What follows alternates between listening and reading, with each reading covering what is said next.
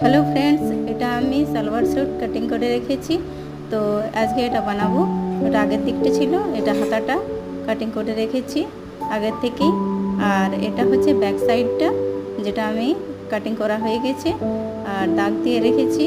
এটা বসিয়ে সামনের দিকটা কাটিং করে নেবো। সামনের দিকটা তো ডিজাইন করা আছে, ওটা ভালো করে করতে হবে। গলাটা আমি চৌকোর করে করেছি, তো আগের দিকটা গোল হবে, যেমন ডিজাইন করা আছে তেমনই হবে, কোনো চেঞ্জ হবে না। আর এটা হচ্ছে পাটিয়ালাটা, প্যান্টটা হবে। আপনাদের ভালো লাগলে লাইক, শেয়ার, সাবস্ক্রাইব অবশ্যই করবেন।